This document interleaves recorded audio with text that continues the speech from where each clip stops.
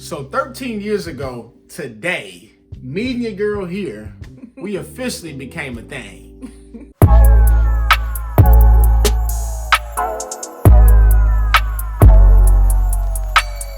What is up, everybody? Welcome back to our channel. My name is Al. And I'm Therese. And we are the Joneses. If you are new here, make sure you go ahead and hit that subscribe link and give this video a thumbs up. In today's video, we want to share with you guys our little love story. All right, we're gonna talk about how we met and just how we got to where we are right now today.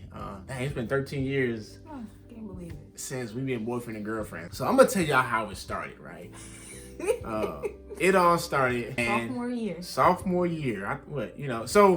Sophomore year. She comes into gym class and she noticed that your boy's knees was ashy. It was ashy. So, she was like, well, I'm gonna give you some Baby lotion. baby lotion. So I'm like, bet, bring him the baby lotion. So the next day, I think it was the next day, she brought baby lotion. He was still ashy.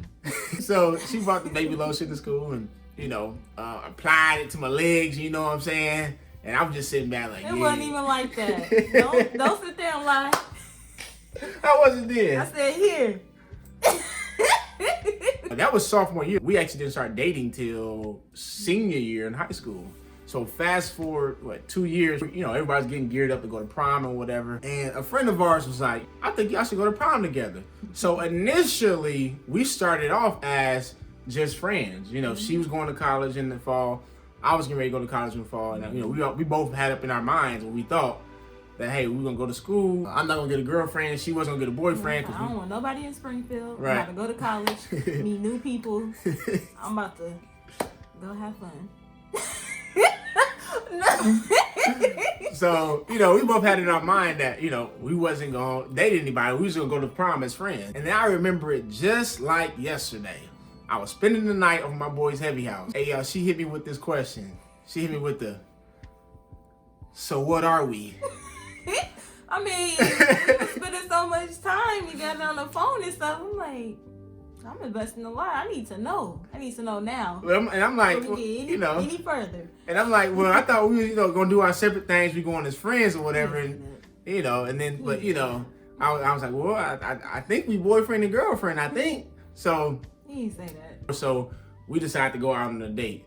Y'all, our first date, we went to go see Black Snake Moan. It wasn't supposed to be Black Snake Moan. With Samuel L. Jackson and the girl from Hustle and Flow. Sounds like a porno. An adult film.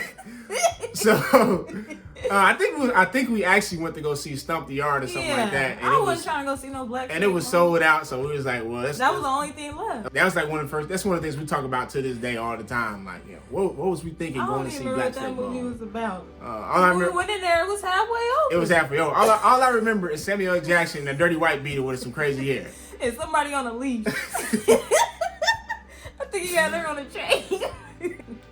But after prom, we were a thing now. So we started dating and then we went off to college. We went to 2 different colleges. Like I said, we've already had our stuff, picked before we even started dating. I was in Lincoln, Illinois. She was in Edwardsville, Illinois. So which is a train ride away. Mm-hmm. But then sophomore year, I got a scholarship, a full ride to play basketball at Tennessee Tech. That whole my first year, which is our sophomore year, was probably like one of the toughest years of our relationship period. Because we went from, being a brand new relationship out of high school to now y'all going up to y'all separate ways to your separate schools. And it was like just really tough from going from being a train ride away to now I'm 5 to 7 hours away down in Tennessee and she's in Illinois. So now I think we actually only seen each other sophomore year maybe 3 times. So then the year following that, because we only seen each other three times out of the whole year, she had the clever idea of transferring schools to come down there with me in Tennessee. Against my mother's wishes. Against her mama's wishes. I can imagine what kind of names her mama them called me. Because she had a full ride academic scholarship and she decided to give that up. She made the decision to transfer down there in junior and senior year. It was a lot better then. We got to see each other as much as we wanted to. Another thing that was so hard about sophomore year, the things that come with the distance and us not being able to see each other. He went from going to junior college to going to Division I. So he went down to Tech and thought he was cute. He thought he was cute. Hey. So I see pictures on Facebook of him. I'm like, who is that? He's like, She said, what you out there with your shirt off for? I'm like, you going to toga party? He thought he Listen. was cute. She came down there for me though. Had to be cute. She didn't left money on the table. Okay, we don't gotta dive into that. We ain't gonna talk about that no more. I think we covered that. But I just think that's how much I valued our relationship. Yeah. I felt like if I didn't go down there, I didn't think we was gonna make it. Like we didn't see each other. I mean, we faced with temptations all the time. It's like it's all kinds of people at school. I mean, I think I'm cute, but I ain't the cutest one. It's other people at school. I was like, there's different boys and men at my school. It's different girls and women at your school. So it's hard. And then it's like we can't see each other. So it was hard. And it was still a brand. I mean, I won't say brand new, but it was still a fresh relationship. So it's like, you know, you got to deal with competing with time, because now, like I said, I'm playing Division I basketball, so it's like I'm traveling all the time, in class, homework, study hours, practice, projects, and then it's like I get to the house, and honestly, some days it's like I don't even feel like doing anything. I don't feel like talking on the phone. I don't feel like anything. And she's laughing because there was one time where she called me, and I literally said, and I regret it to this day, that I did not feel like moving my mouth because I didn't feel like talking on the phone. And it was just I went off. I mean, don't get it twisted. It wasn't all, rainbows and butterflies. There were times where we were on the verge of breaking up. Like, it wasn't going to be no more of us. We both did things that, hurt the other person. But, we were able to bounce back. And I thank God that, we made it through that stuff because it has made us stronger. So. Throughout our whole relationship, I was not where I was supposed to be with God. My relationship with God took the back seat. I was doing things I wasn't supposed to be doing. I was raised in church, raised to save myself from marriage, raised to don't drink, don't party, don't do none of that. And it's like once I turned 18, went to college, got in a relationship, like my first real boyfriend. She's calling me the devil. No, I'm not. My relationship with God took the back seat. Fast forward to the summer before senior year, I went back to my childhood church where I grew up, and I rededicated my life back to God. Best decision that I could have ever made. Got back on the right track, became celibate. Yeah. And it's funny though, because that same summer is our basketball team took a trip to the Dominican, and after coming back from that, like I had and this was during the time, like I said, where we were on the verge of like breaking up, like we were about to be done. She moved all the way down here with me, and it's like now it's not about to work out. Yeah.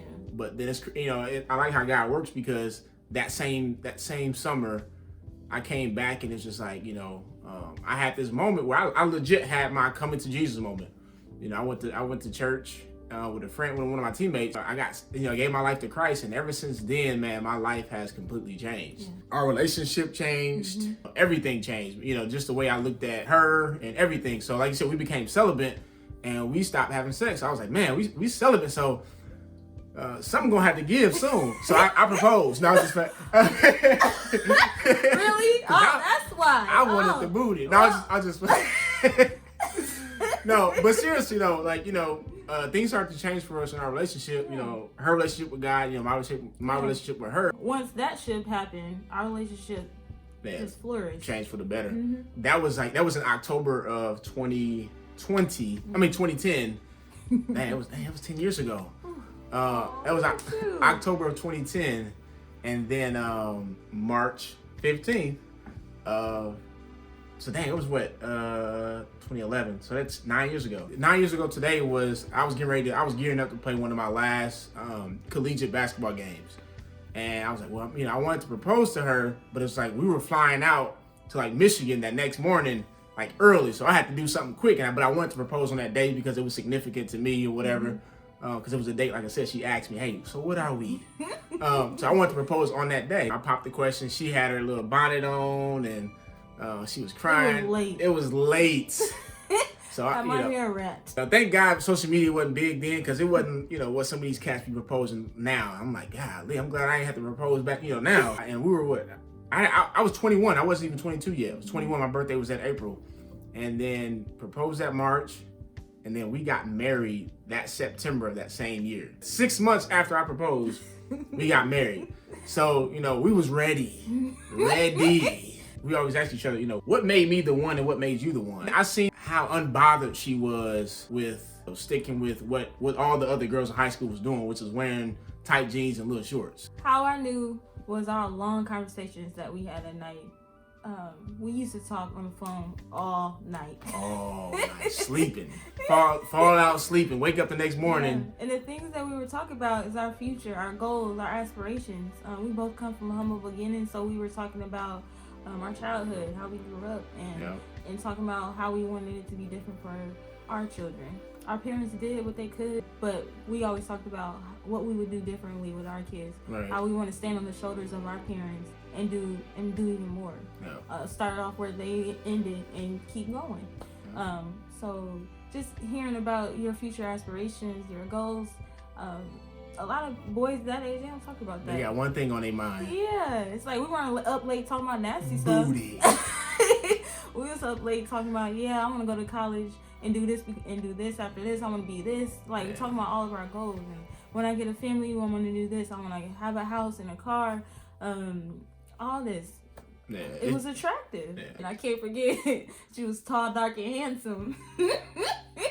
Before we go, I wanted to ask this one question, and that is, what would you define as relationship goals? My definition of relationship goals is a relationship where two people can be transparent and be their true self. You're able to be your genuine naked self without trying to hide any parts of you, and you're just comfortable being you, whether that be goofy, lame, whatever, nerdy, anything. It's just you're able to be your true self, because when you are your genuine self, you're able to share your ugliest parts with each other without fear of someone walking away, fear of judgment. We've experienced the ugliest parts of each other, because I know when you're married, your spouse could, they're on the receiving end a lot of times of your frustration, of the ugliest part of you, of all your shortcomings. Like they're on the receiving end. They see it. We got married at 22 years old, and so we basically grew up together. We're now 30. Well, I'll be 31 in next month. She's 31 now, so it's like we grew up together. So we got to watch each other grow up. These last 9 years together, more than that, but we got to watch each other's immaturity, and we had to live through that, and we had to, you had to help me with mine, I had to help her with hers, but we did it together. Yes. All right, y'all, man, I hope y'all enjoyed this video. If you did, go ahead and give this video a thumbs up. Thanks for hanging with us. See y'all next week. Peace.